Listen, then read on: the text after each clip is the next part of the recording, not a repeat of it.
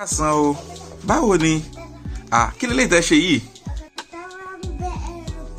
Ọkọ̀ tó máa ń kó ẹrù púpọ̀. Wow.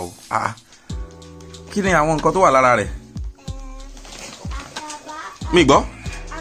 Àkàbà. Kí lẹ máa ń fàkàbà ṣe?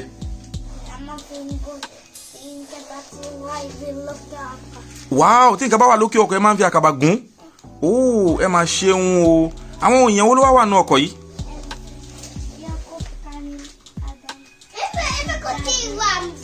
Adam ló wọ̀n wọkọ̀ nù à. Wow, Yacoob, Kamil, Adam, Daddy àti Mommy. Níbo lẹ wá ń lọ báyìí? Ibi grandma. Níbo ni grandma wà? Ibi Nàìjíríà.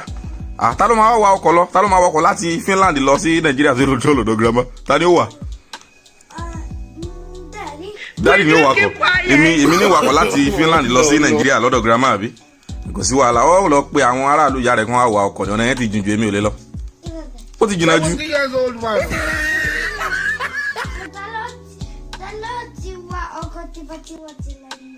Ta ló wa ọkọ̀? Ṣé nígbà tí mi àti ẹ̀ ń lọ Nàìjíríà ṣé ọkọ̀ láwọ̀ kí láwọ̀ lọ Nàìjíríà? Kí ló gbé wa lọ sí Nàìjíríà? Ọmọ tó gbé wa lọ? Ọkọ̀ ojú omi àti kíni?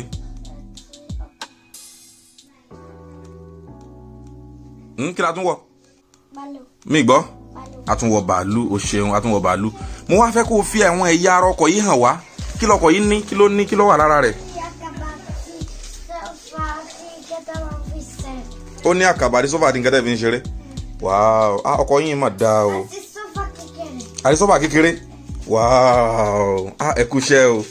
Ẹ kú iṣẹ́ o. Talent tó wà lẹ́gbẹ̀ẹ́ ọkọ̀ yìí. Ta lélẹ̀? Mo rí. Ilé tó wà mẹ́. Ilé. Ninja kini? Mi gbọ́? Ninja kini? Ninja kini? Ninja turtle. Kini turtle ní Yorùbá? Mi gbọ́? Ninja ìjàpá, o ṣeun, ninja ìjàpá. Wow. Ẹ kú iṣẹ́ o. Ẹ kú iṣẹ́ o. Ẹ kú iṣẹ́ o. Ó dà o. Ẹ dàbọ̀ o. Kindly subscribe to our YouTube channel, Yoruba Pikin. And remember to hit the notification bell to enjoy more of our videos. Thanks for watching.